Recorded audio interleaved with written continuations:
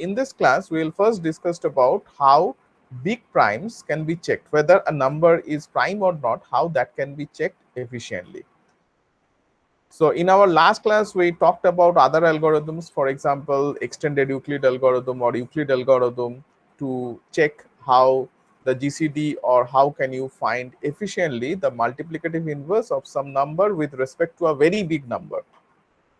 Similarly, we have also seen how to do the exponents. For decryption, we need to do the exponentiation. So for example, m to the power e modulo n or c to the power d modulo n. So the question is how to make this, and in our last class we have already seen the square and multiply algorithm. Now just have a look at how big the number itself. So how big should be the number? For example, this is an example of a 904-digit long prime number. So the first question is it really a prime? And if it is a prime, then how did I get this? Believe me, in this class, I will explain you how to get this big prime very efficiently, so that your small laptop or desktop can also find this big prime number. Okay, so that is one of the major goals of our class. And if you remember, in our last class, we also discussed about all the things except for this probabilistic primality testing algorithm. We explained Euclid algorithm, extended Euclid algorithm, and square and multiply algorithm. So in our last class, we have already seen the complexity analysis of this. So what do you mean by a complexity analysis of an algorithm? And we checked with many things. And to understand the complexity results, we used a function called BGO notation. And we have already explained what do you mean by this BGO notation. And we have seen that for addition, it's a basically size polynomial in terms of the size of the inputs. Also, we have seen that the multiplication, bitwise multiplication, is again a operation which is polynomial time. And then we have extended it in terms of Euclid algorithm, then extended Euclid algorithm. And finally, we have came up with square and multiply algorithm. And we have explained that all these algorithms are polynomial time. That means they can be done very efficiently even within the range of a small laptop or a desktop to deal with such a big number. So the super exciting part of it now is the primality testing. That means if somebody will give you this big number, how will you be able to check whether this number is a prime number or not? That is the main emphasis of today's class.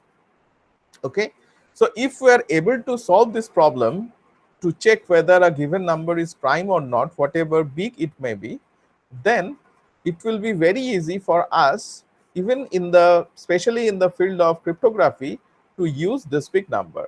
So it doesn't mean that it should be within the range of your computer processing speed. That means if you have a look at, if you Google just like a Mersenne prime, and then you will able to find that huge gigantic prime numbers are available. So with your small laptop, you won't be able to check whether that number is prime or not. But if the number is within the range of your laptop, then certainly by using the technique that I'm going to develop, or I'm going to use, or I'm going to explain you, that will help you to find whether a number is prime or not. Okay. So for that, let us have a look at few important things. So I'm going to deal about little bit about basic number theoretic techniques or basic theory on number theory that will be helpful in developing the whole concept. Okay, so now I'm going to talk about a very interesting and very simple thing about number theory, which is known as quadratic residues. So what is first quadratic residue? Okay, this is quadratic residue. The idea is very simple. I hope that you all remember about this group Z in, say, plus. So in this case, what we'll talk about will not in any n, we'll consider some prime where this is a prime number. That means we are considering about ZP, this group, okay, with respect to, say, plus. So we know that this is a cyclic group, right?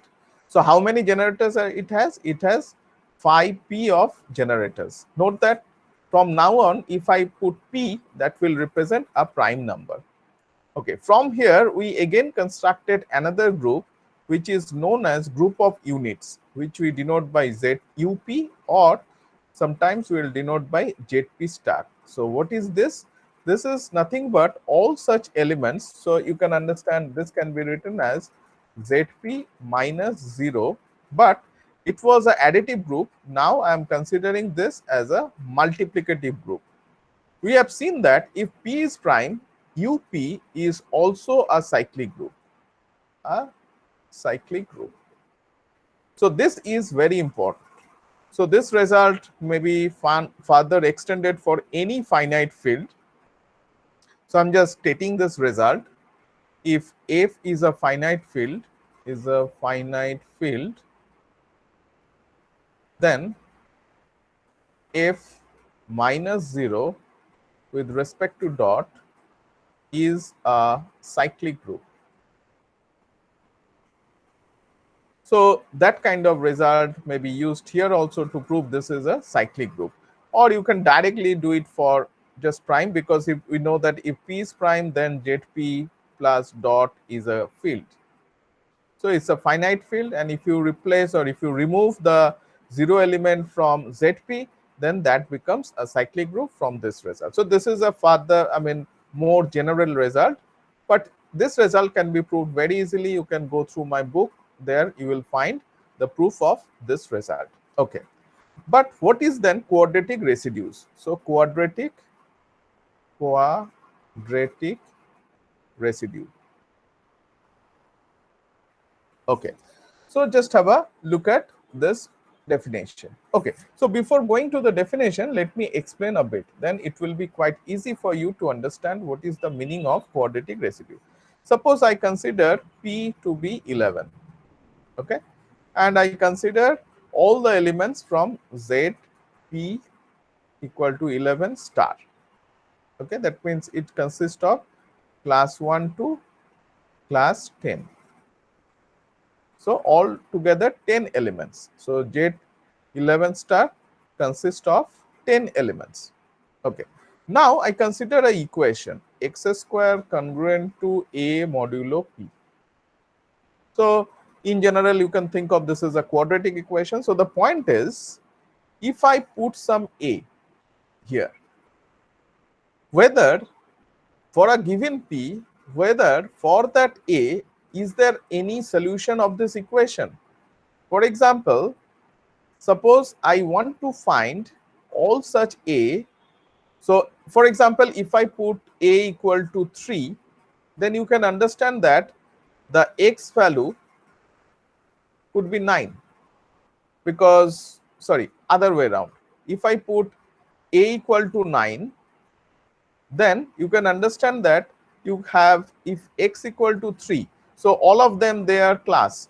So 3 square is congruent to 9 modulo 11, right? So 3 satisfies this equation with a equal to 9. And in that case, we call a is a quadratic residue modulo p. That means 9 is a quadratic residue modulo 11. Okay. So if I want to find how many elements of Z P star are there which are quadratic residue modulo 11. So the question is, how do I find this? That means if we consider this equation, how many elements A are there which are the quadratic residue modulo P, that means whose square root exists. For example, if you naively you can say that square root of 9 is basically 3, that's why it satisfies. Now since mod P is there, the whole picture will not be as similar as we find in case of integer. Okay, so let us have a try to look at this. So if I write like this, 1 square equal to 1, so you can understand that 1 is a quadratic residue modulo 11, because 1 square equal to 1. Now if I write 2 square equal to 4, that means 4 is also a quadratic residue modulo 11. If I write 3 square equal to 9. So up to this, there is not a problem. But if I write 4 square, that becomes 16, and in modulo 11, that becomes 5. So you can understand that for 5, if I put a equal to 5, then 4 square is congruent to 5 modulo 11, right? So this equation is being satisfied. So you can write like this. So 4 square is congruent to 5 modulo 11. That means this equation is satisfied. As a result, 5 is a quadratic residue modulo 11. So first thing you note that up to this, it was just like a square root. If the square root of something square root exists, for example, 1 square is 1. So what is square root of 1? It's 1. Square root of 4 is 2. Square root of 9 is 3, and so on. But for the first time, you can see that though we in number theory we do not use this notation square root of class 5, but if you see it naively, then you can understand that square root of 5 is nothing but 4, class 4. Okay, in that way, it's the quadratic residue.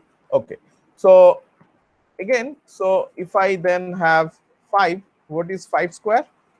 5 square is 25, and in case of 11, so this is class 3, right? Now what is 6 square? What is 6 square? Is 36, and in modulo 11, that becomes 3. So this is again same as 6 square. Similarly, you can check that it will be 7 square, this will be 8 square, this will be 9 square, and this will be 10 square. So you see that all those elements, so 1, 4, 9, 5, and 3, they are quadratic residues, quadratic residue modulo 11. But there are other elements also. For example, you can see that there are other elements, for example, 2, 3 is there, 4 is there, 5 is there, 6, 7, 8, and 10. They are not the quadratic residues because I have exhausted all the elements. I have exhausted all the elements here. So you see that these elements are not quadratic residue modulo 11. Okay. Now have a look at the number of quadratic residues. How many quadratic residues are there? 1, 2, 3, 4, 5. And surprisingly, the number of quadratic non-residues are also 5. 1, 2, 3, 4, 5. So a general result, it states that the number of quadratic residues and the number of quadratic non-residues are also same. Okay, so the number of quadratic residues modulo P equal to number of quadratic residues modulo number of, so this is non-quadratic residue modulo P. Can you tell me how many of them should be? Quickly, anybody? P minus 1 by 2. Very good. So this is P minus 1 by 2. So you can see that here the value of P was 11. So we had 1, 2, 3, 4, 5. Similarly, the number of quadratic non-residues were also 1, 2, 3, 4, and 5. And here if you put P equal to 11, that becomes 5. Clear? Okay. So the question is, if I give any group, for example, if I give to you some group, for example, say P equal to 31. And if I ask you whether, say, 9 is a quadratic residue modulo 11 or not? What will be your answer? Is 9 a quadratic residue modulo 11? Yes. If I give you this, then you will certainly say that, okay, yes. But if I say you is, say, 15, so is 15 a quadratic residue modulo not 11, it was 31. 31, what will be your answer? Now it will be a difficult task for you to check, because you can understand if its square root exists. So 3 is the square root, that is fine. But whether the square root of 15 exists, because it is something more than 31, that's why it again came within 31, but it lost the direct square root of integer property. So you may not be able to directly say that whether this is a quadratic residue modulo 31 or not. So we need some more results to have a look at this, how to find. For that, a symbol has been used. So this is the symbol. This is called Legendre symbol. Legendre symbol. And the symbol is very easy. This value AP, where P is prime and A is GCD of AP is 1. Okay. So what is A? A is a number which is relatively prime to P, and P is a prime. Then how it is defined? So this value is 1 if A is a quadratic residue,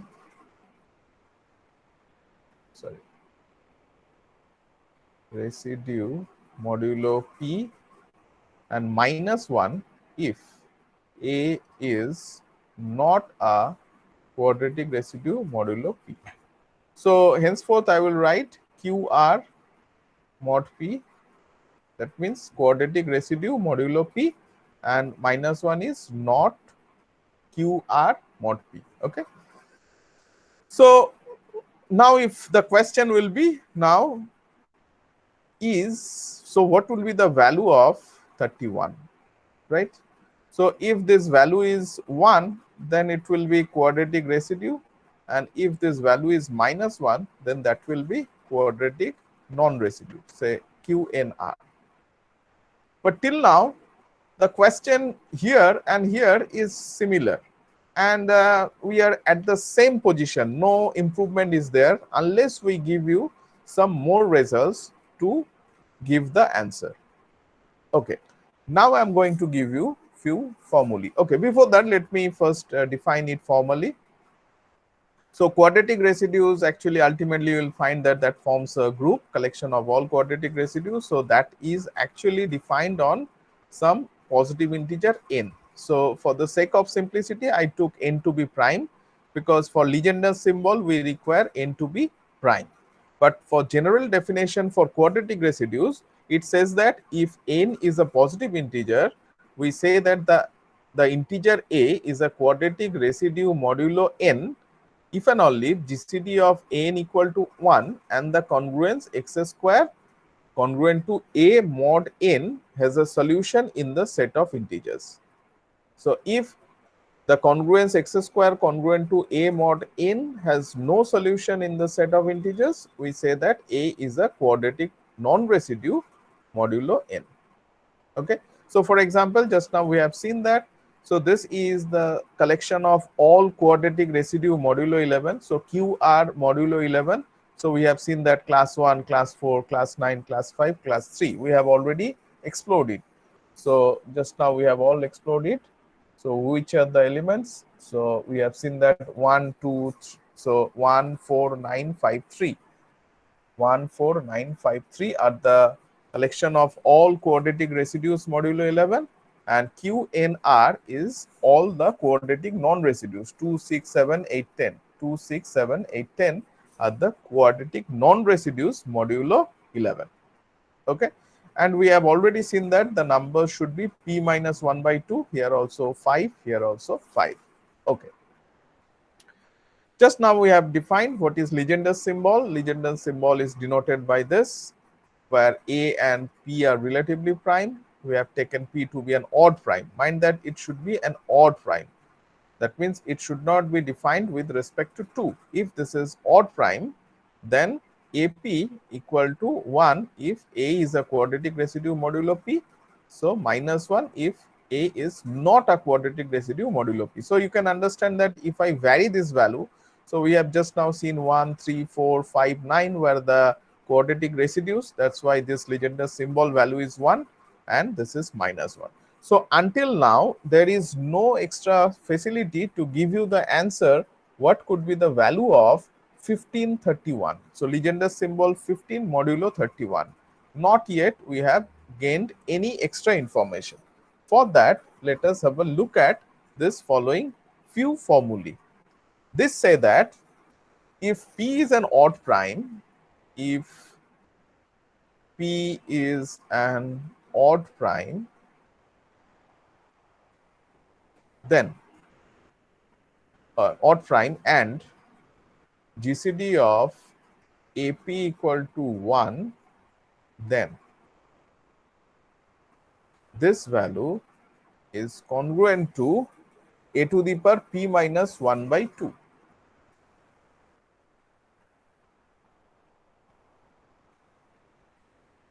Modulo P. Okay.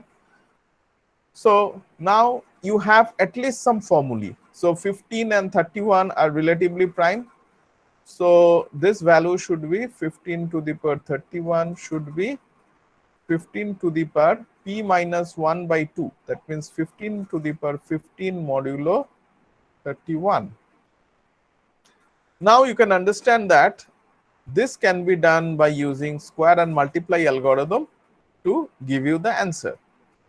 But still, it's difficult for you to get the answer by hand. You can use some machine to solve this, but by hand, it would be difficult for you to do so. But the machine can very easily do that by using square and multiply algorithm. Okay.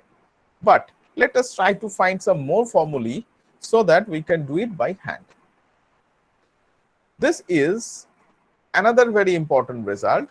It says that if A and B, so this is a product of two numbers, and if you have product of AB, in that case both GCD of AP and BP are 1, then you can make a distribution of this. This value is same as Legendre's symbol of A modulo P into Legendre's symbol of B modulo P. Now, do you think that any improvement that you can make it from here? So you can now have 331 into 531. And now this value is 3 to the power 15 modulo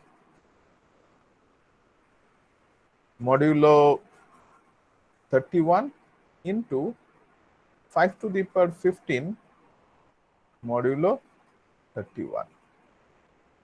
Okay. Now can you tell me what should be this value?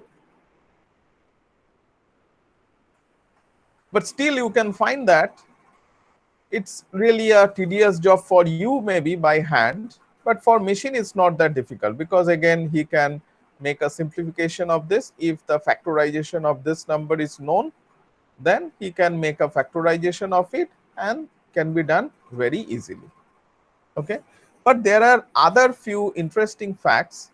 If A is congruent to B modulo P, then AP is same as BP. For example, say I have say 46 31. I want to calculate this value. So you can see that 46 and 31, they are relatively prime. But how to calculate this one? So very easily you can calculate that 46 is congruent to 15 modulo 31, right? So this value is same as 1531. So again we go back to this problem. So sometimes this formulae is very much required to make it the, say, upper portion less than the lower portion. So now you are, sorry, this is 31. So now you are again in that same problem, and then you can break it into 331 and 531. But still, it's really tedious to have these values. Okay, and there is another formula. It's very important. For example, suppose I have say 1831. I want to calculate 1831. Then you can see that if you make a product of this, so this is 3 square 31 into 231. Now, if something square is there, because this value, this legender, you can also think of like 331 into 331 into 231. Now you see that this value is either 1 or minus 1. So if this value is 1, then this value will be also 1. So product of this will always be 1. And if this value is minus 1, this value will also be minus 1, then the product will also be 1. So if something square is there, then we can just simply make it 1, because this value will be 1. So 1831 is same as calculating this same as 231. Okay. Now, if some extra simple formula is there for 2p, then that will also be very easy for us. And that formula is minus 1 to the power p square minus 1 by 8. So 231, you can calculate it very easily. That is 231 is same as, see, this is minus 1. So minus 1 to the power p square. So 31 square minus 1 divided by 8. Now you may think of 31, maybe 31 square would be a very difficult to calculate, but that's not actually. Minus 1, you can break it like 31 plus 1. So a square minus b square term. So 31 plus 1 into 31 minus 1 divided by 8. And this is same as minus 1 to the power 32 into 30 divided by 8.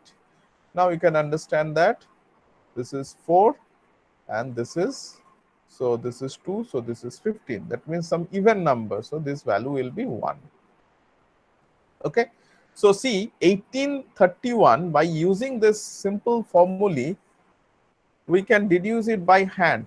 You don't have to use any computer to calculate this value. But still, we are stuck here because 3 to the power 15 modulo 31 we need to calculate.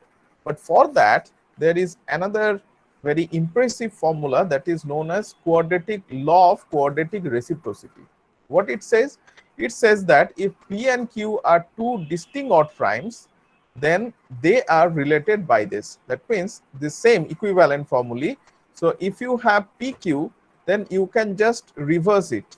So this is QP. When the value will be same? When if either P is one of the form, like P is congruent to 1 mod 4 or Q is 1 mod 4. That means if you multiply P or if you divide P by 4, then either the remainder will be 1 here. So if any one of them is of this form, then they are of the same size. But if both of them are of the form 3 mod 4, then the value will be exactly the opposite value. So now, if you know this, then let us try to find this. So 331. Okay. So you can write it 31 3. Why? Because 31 is a prime and this is of the form 4k plus 3 form. And this is also 4k plus 3 form. So this value will be negative of that. So if both of them are 4k plus 3 form, so this is nothing but 4k plus 3 form, then the value will be just the opposite of this value. So now this is 4k plus 3 form, this is also 4k plus 3 form. So this value you can just interchange P and Q. So Q is here, P is here. Now you can apply this result, this one. if A is congruent to B mod P, then you can replace this value. So that means, so 31 is congruent to, so 31 is congruent to 1 modulo 3. So you can now write it minus of 1, 3. So this is your A and this is your B. So this is your A, this is your B. So you can replace A by B if they are congruent, modulo 3. So 1, 3, and this is nothing but 1. So this is minus 1. So you can calculate it by hand. Now quickly, can you tell me what should be this value? Quickly, tell me what is this value? 531. How much is this? 531. Legendre symbol 5 modulo 31. Quickly, by using this formula. 1, sir. And this law of reciprocity. So it will fall under this form. 5 is of this form, 1 modulo 4. So the symbol will be of same. That means 31, 5. Because at least one of them is 1 mod 4. So this is 1 mod 4 form. So they will be of the same symbol. And this is nothing but 1, 5. And this value is 1. Clear? So now you see that we started with a difficult looking problem, 15 modulo 31 Legendre symbol. We started with few of them, but it looks that it would be really difficult for us to do by hand, but for computer it's easy because they can use square and multiply. But few formulae are present which actually helps you in finding this value at least by hand. So from here, what is the important intake that we get? So the important intake that we get is this formula.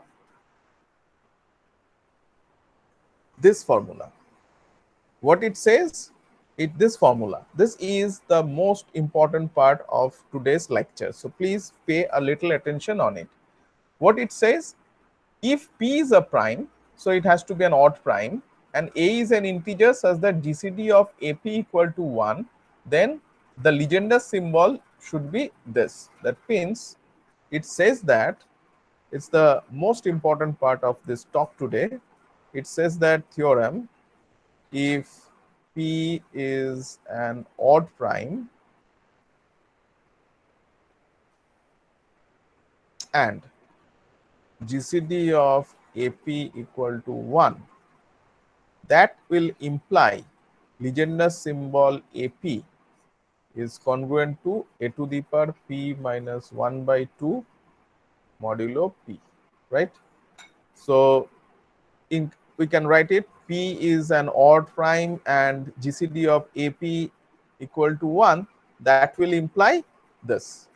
Note that for computer, this is not a difficult job because they can use square and multiply algorithm. So what would be the complexity of calculating this? Can anybody tell me what would be the complexity of this?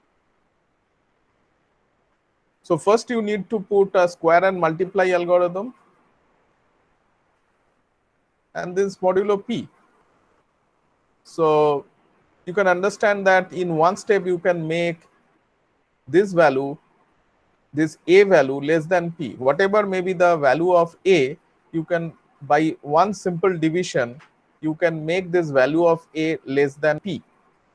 So this is dominated by P. And so this value is also dominated by P.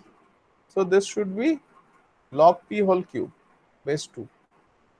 So this is a polynomial time algorithm. Okay.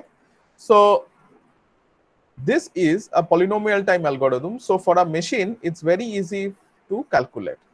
Now, in logic, you might have seen that A implies B is equivalent to, logically equivalent to. So this is logically equivalent to, okay. What is in terms of negation? How do I write it in terms of negation? Somebody? Not B implies not A. Not B implies not A. Okay, I think you all know this. Now, how can I write this step in terms of not? So this is my A, this is my B. So what is not B? Not B means AP not congruent to a to the power p minus 1 by 2 modulo p. Suppose this is my given. Suppose I have taken GCD of AP equal to 1. Suppose I have taken my A such that GCD of AP equal to 1. Then what would be my conclusion? What would be my conclusion? If that is not the case, but A and P is 1, GCD of AP is 1, then what would be my conclusion? P is not a odd prime. P is not an odd prime. Very good. And that will be useful in our primality testing check. We'll very soon come to that point. Okay. So, till now, whatever that we discussed about the prime numbers. But note that what is our actual problem? The actual problem is I should have some algorithm which will take some input as some integer n, right? This may be prime or not prime, may be prime or not prime, but it should give you the output that whether it is a prime or not prime, right? But if you want to use this algorithm, then somehow this p might be a prime number. So here Legendre symbol is only applicable for prime numbers, right? So I need something extension of it that will also similar kind of Legendre symbol like symbol that should also deal with some composite number as well. Okay, so we are basically going to use this super important result, but not with exactly the same result, but we are going to use another extra extension of the result, and that is known as Jacobi symbol. It's very easy. So if you understand Legendre symbol, then Jacobi symbol is also very easy. Jacobi symbol. So 1b. So this is Jacobi symbol. So suppose some n is there, which may be composite. So we know that any composite integer greater than 1 can be written as product of primes. Say this is written as pk alpha k. Now let GCD of a and n equal to 1. Then the Jacobi symbol of a with respect to n, modulo n, is defined as, see, what is this value? So in my previous case, it was a prime. N was my prime, and that was known as Legendre symbol. But now, if n is a composite number which is greater than 1, then how should I write it? It should be written in this form. So a p1 to the power alpha 1, a pk to the power alpha. So now what is this symbol? Can anybody tell me what is this symbol? What is this symbol? Legendre Legendre, symbol. Very good. So this is a Legendre symbol. Legendre symbol. Very good.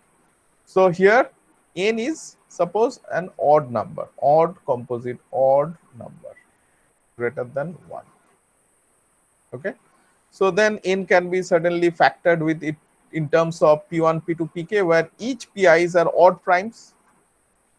So you can now understand that each of them are Legendre symbols. So now you can very easily understand what is this meaning. Clear? Now can anybody tell me what is the value of say 415? Legendre symbol 415. Not Legendre, Jacobi symbol 415. Quickly, anybody tell me? 1. 1. Very good. So you can do many ways, like 3 into to square into 5. And since this is a S square form, this value will be 1 and this value is also 1. Okay. Fortunately, like Jacobi symbol, these formulae are also valid for all the formulae are also valid for Legendre as well as Jacobi symbols. So 2n is also same as n square minus 1 by 8. This is a square n, but not this one. Not this one. Except for this formulae, all the formulae are present here in Jacobi symbol. Okay. So most interestingly, the law of quadratic residue is also followed here. So you can understand that let n and m be two distinct odd positive integers, not necessarily prime, such that GCD of mn equal to 1, then mn into nm is same as minus 1 to the power m minus 1 by 2 into n minus 1 by 2. The same thing that also happened here in case of Legendre symbol, p minus 1 by 2 into q minus 1 by 2. Okay. So now you can understand that if I give you any number, say if I give you any number, say 96 divided by say some number n, then by using lots of things you can break it into Legendre symbol and first try with, if this is an odd number, odd composite number, then first try to factorize it. Sometimes it may happen that factorization could be difficult. In that case, you have to do other things, that because sometimes it happens, most of the cases, this number is quite less and this number is quite high. Then by using law of quadratic reciprocity, you just make it 96 and properly adjust things so that, so in that case, it had to be odd. So maybe say 99. It was 99 and say n was very big, but 99 is quite small. But with proper positive or negative symbol, you can certainly transfer from here to there very simply by using the formula. And then if this is small, then simply use this formula, say n modulo 99 and then 99. So this will be a very small number with respect to 99. So this will be suddenly a less than 99. And then you apply simple our Legendre symbol formula to break it something. Say it came say 40, then use 40 by 99. And then this is 2 cube by something, that you can do, right? So now you can understand that finding this Jacobi symbol or Legendre symbol computationally is very easy. For computers, by using square and multiply algorithm, extended square and multiply algorithm, or the law of quadratic reciprocity, or by the formulae that I have given to you, it can be very easily computed by the computers. And that actually gave us the idea of how to get the prime numbers, how to check whether a given number is prime or not. So for that, we need to understand a term called ES biased Monte Carlo algorithm.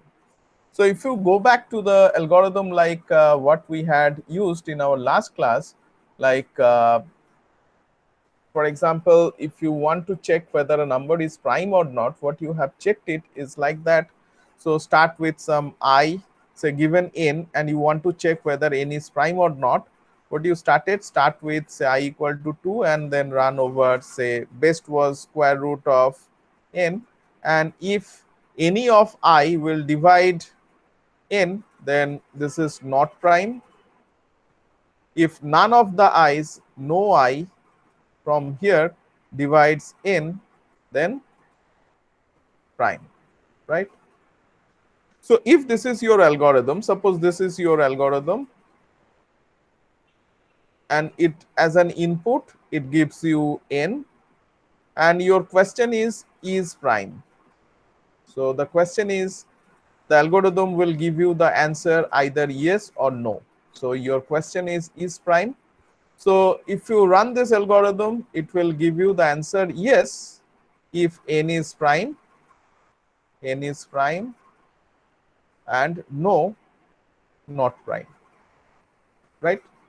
So there is no point, if you write the programming properly, there is no point that the answer will be wrong. That means for a given n, it will certainly give you the correct answer. That means for a given n, it will either say that the number is even, or sorry, the number is prime, or the number is not prime. And we have checked that for this, the order of this around square root of n. And it is also a kind of exponential complexity, or sub-exponential, you can say. Exponential complexity, or at least for n to be 2 to the power 1024, it will take around order of like this. So square root of this, that means order of, so it will take around 2 to the power 512. And you can understand that our supercomputer even won't be able to run this many steps within a finite time of time. Maybe it may take the more than the age of the universe. So there is no point of using that kind of algorithm for practical users. So we need, so that you can understand this is not a polynomial time algorithm. So we need something more efficient algorithm. And here the term probabilistic algorithm came into picture. Probabilistic algorithm. Probabilistic algorithm. And these algorithms are called deterministic algorithm. Deterministic algorithm. That means no chance of having any randomization here. And now we are talking about some probabilistic algorithm. So before that, let us try to define something which is known as yes-biased Monte Carlo algorithm. So what is the meaning of that? So what we are talking about some decisional problem. That means in complexity theory, the decisional problem is playing an important role. It's very simple. So it says that suppose I have an algorithm, and the decision means you have two types of decision, either yes or no. So this is my algo. I have some question here. A question is set here, and if you give some input, it will give you either yes or no. That means it gives you a kind of decision. So Monte Carlo algorithm is a yes-biased Monte Carlo algorithm, is a randomized algorithm in which a yes answer is always correct, but the no answer may not be correct. See the difference between these two.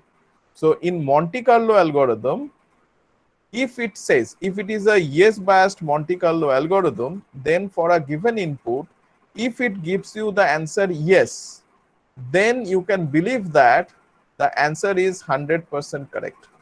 For example, here, if some integers, for example, 101, and it gives you the answer yes, and you understand that through this algorithm, it will always give me the correct answer. Even if it gives me the no answer also, for example, if I put 100, will 100% chance or with 100% guarantee that it will give you the answer no. But for yes-biased Monte Carlo algorithm, it may happen that for some n, it may give you answer no, which is not correct. Okay. For example, suppose you have given 101 and by mistake it has given you the answer no. So 101 is actually a prime. It should be given as yes, but by mistaken it has given you the answer no. That's why when you get an answer no, then you get a wrong answer. So yes-biased Monte Carlo algorithm means if it is yes, then you are 100% sure that your algorithm gave a correct answer. But if it gives you the answer no, then there might be a chance of error in getting the answer. So you may think of, then why are you discussing about those things if it gives you an error. But believe me, soon you will able to realize that it has a tremendous power. So the point is, if it gives you a no answer, and if we know that there might be some error, and if we are able to bound the error probability, for example, suppose if I know that even if it gives you the error with say epsilon, then if I able to bound this error, then to some extent we are in a safer place. For example, suppose I say that this algorithm gives you the wrong answer when it gives you answer no with maybe say probability 0.00000001. Then you are confident enough, okay, even if it gives you a wrong answer, the probability of getting the wrong answer is very less. So it may be useful practically because most of the cases it will give you the correct answer. Okay, so that's why we need to have a definition of error bound. So for a decision problem, a Bayes biased Monte Carlo algorithm has an error probability epsilon if for any instance the answer is yes, but the algorithm will give an incorrect answer no with probability at most epsilon, where the probability is taken over all random choices made by the algorithm when it runs with a given input. For example, here just now as I mentioned, suppose you give 101, the answer should come as if this is your checking whether the number is prime or not, it should give you the answer yes. But unfortunately, suppose you get the answer no. But if you know that, okay, the error probability is very less, then that can be useful. It may give you, say, for 103, it may give you the correct answer. But you can understand that with that many instances, only maybe probabilistically expected value maybe 1, say maybe say 10 to the power, say here how many, 10 to the power 8 or something, out of 10 to the power 8 instances, it will give you around 1 wrong answer. So practically that could be very efficient. Based on that, now we are going to the actual problem. Okay, so the here you can understand that here first you need to define a decisional problem. That means a decisional question you need to set. So for example, here first we need to set an algorithm and what would be the goal of this algorithm. Okay, so suppose this is my algorithm and I set a question. My question is in composite? Note that. So I want to check whether a number, so my aim is to is in prime. So I put as input a number n and I want to check is the number prime. So I could have given the same thing, is n prime, but instead that I give the question is n composite. Soon you will able to understand why I have given this question instead of is n prime. Okay, so it will be a decisional problem. That means either it will give you the answer yes or no. So I want to construct an yes biased Monte Carlo algorithm. So the question is how? Okay. So here the problem is composite. Input will be a positive integer n greater than equal to 2. The question will be is composite. Okay. Now let us come to the algorithm. So this is my simple algorithm and this is known as Solovay-Strassen probability testing algorithm. What it says? So it's your odd integer n. So if your number is even, suppose it's a composite number. So first thing you can check whether your number is even or not. So that checking is very easy, just looking at the last digit of the number, and if that is even, you can very easily say that the number is even number. So if it is an even number and if it is greater than equal to 3, then suddenly you will answer that okay, the number is a composite number. That means yes, the number is composite. Okay, so for the sake of simplicity, we have removed that step. So we started with odd integer. So you can make a one more extra step, that you can take any integer which is greater than equal to 3 and just check whether the last digit it is even or not. If it is even, then you will reply it is not a prime number, but if it is odd, then come to this. Okay, so let's start with the odd integer greater than equal to 3. Now choose an integer a randomly from 2 to n minus 1. You can select any number from a 2 to n minus 1. Now you can calculate GCD of an. And this calculation is very easy. By Euclid algorithm, you can do it by polynomial time. In our last class, we have already explained how to calculate this and why this complexity is in polynomial time. So if this is not, GCD is not equal to 1, then what will be your conclusion? If the GCD is not 1, then the conclusion is yes, the number is a composite integer. If the GCD of a and n is not equal to 1, then suddenly there will be some factor which is not equal to 1, common factor, and in that case that common factor will suddenly divide this n, and as a result it cannot be a prime number. Okay, so now come to our that result. So the most important result that I have just now mentioned. Okay, so this part is already done. Now if you come to the else part, that means you are considering the n such that GCD of n equal to 1. So this part is already gone, right? If you come here, that means GCD of an equal to 1. Because if not equal to 1, then you already get the result. So return means it will give you the result and the algorithm will stop here, terminate here. Okay. So if this is not the case, when you come to this step, that means GCD of n must be equal to 1. Now you have some Jacobi symbol, calculate Jacobi symbol. So just now we have described how to calculate Jacobi symbol efficiently. So you can understand that by using, say, law of quadratic reciprocity, all the formulae that I have just shown, you can very easily calculate the Jacobi symbol. Now also calculate this formula, a to the power n minus 1 by 2 modulo n. So by using square and multiply method, this can also be calculated very easily. So this is my x and this is my y. So what we have calculated? We have calculated this part.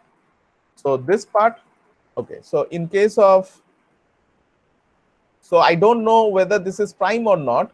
That's why I have calculated my x to be an and my y to be a to the power n minus 1 by 2 modulo n. So both of them are efficiently calculated. Now check if x is congruent to y modulo n or not. If they are not equal, then what would be your conclusion? If they are not equal, if an not equal to a to the power n minus 1 by 2 modulo n, given that GCD of an equal to 1, then what would be your conclusion? Just now we have shown you that if this happens, n not a odd prime. if this happens, then your conclusion would be P is not an odd prime. So if this happens, if they are not same, your conclusion is not prime. That means yes, composite, right? But if they are same,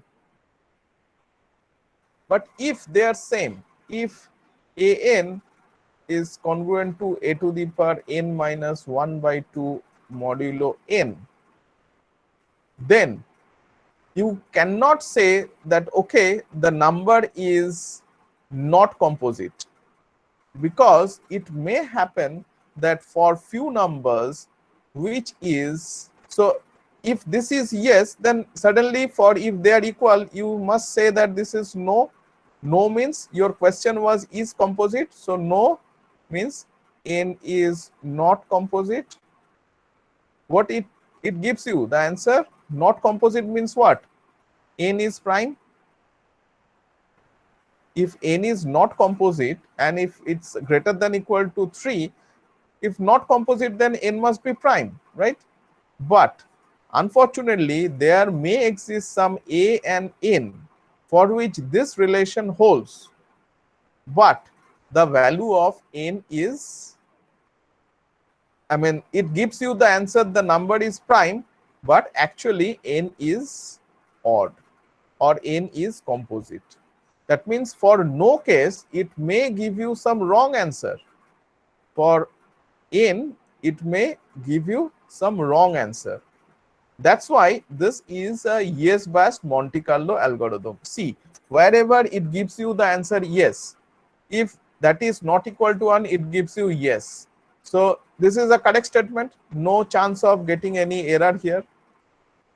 If it is gives you the yes when they are not equal, then definitely confidently you will able to say that yes. But when you are giving no answer, it might happen there exists some a and n for which it gives you the answer no, but actually n is a composite number. If it is a composite number, it must give you yes, but unfortunately there exists some a and n for which it gives you the answer no. So the question is, it gives you the answer no, then what is our aim? Is to bound the error, and that has been done by using this very important theorem. It says that the Solovay-Strassen primality testing algorithm is a yes-biased Monte Carlo algorithm with error probability at most half. Okay. At a first glance, you may think that okay, I am dealing with this kind of problem. I am dealing with this kind of problem, and it gives you the answer either yes or no, and the error probability is half, at most half. That means I can make a coin toss even, and that may give you yes or no, and that's the error probability may also be half. Then what is the big deal about this algorithm? Okay, so the natural question that may come to your mind. Now think carefully. Now again have a look at this algorithm once again. What it does, choose an integer a randomly from here. Okay, suppose first you have chosen some number. For example, say I want to check n equal to say 101. Okay, I want to check whether this number is prime or not. I check an integer a between 2 to n minus 1, that means 2 to 100. And suppose I get an answer for this a, I get an answer no. So you know that if I get no, then there might be a chance of getting error, and the probability of error is at most half. Okay, then what I will do, I will again do the same algorithm. I will repeat this algorithm with another a, randomly choosing a that may not be the same a that I have already picked up. So I choose again a random a between 2 to n minus 1. And again I found that the answer is no. Now somebody be able to tell me what is the probability of error now after doing the second step? If I get again no, what would be the probability of error now? 1/4. Very good. Because this a and when I get this a, they are independently chosen. So they are randomly chosen again from the same set I am taking randomly. So this event and this event is independent. So the probability of error, that means this no and this no. So the probability of error was bounded by half. So when I get this no means already I got one no. That means initially I had a probability of error bounded by half, and when I get again no, the probability of error will be bounded by this. If again I get no, then why then Let's do once again. Again take randomly. Again I get no. Then the probability of error will be this. If I do say k many times, at the end the probability of this will be half to the power k, and all the time I get no, no, no, no, and no. So say if k equal to say 100, then can you guess what would be the probability of error? The probability of error will be half to the power 100, this value. So let's check what is this value. What is this half to the power n? So half to the power n, let's check. Say half to the power float 1 by to the power 100. Sorry, 1 by, yeah, half to the power 100. So this value, so e to the power minus 31. So now you can understand that this is 0.0000 maybe up to 31, and then you get some value. Okay, so it's a huge number, and that you get achieved this less probability with only 100 steps. So if you think that okay, that number may not be quite suitable, then do it for 1,000 steps, do it for 10,000 steps, do it for 1 lakh steps, doesn't matter, it's up to you. But how much less error you want, and if that can be done, then you can understand that practically when we do it, then if it runs for maybe 1,000 steps, then you are almost sure enough that the number you have taken is a prime number if all the times it gets no. But understand that if at any point of time, for example, you run the program for 100 times, and in 100 times you get no, and in 101 times when you run the program you got yes. So once you get yes, the number is surely a composite number. But if it will be consecutively no, no, no, no, no, then at the end when the error will come, the error will be bounded by how many times that you run the program, half to the power that number. So practically that means it gives you the correct answer. So this is the very short code for this Solovay-Strassen method. Okay, so here I have taken n to be 2 to the power 10,000 plus 2 to the power 6,000 plus 101, and I just do it for this. Let's check. So this number is a composite number. See, very easily, quickly. But this number, you can understand that this number is a huge number, and it gives you the answer very quickly. Now let's check with the prime. Okay, so maybe let's check this prime, next prime. I'm using one function which directly gives me the next prime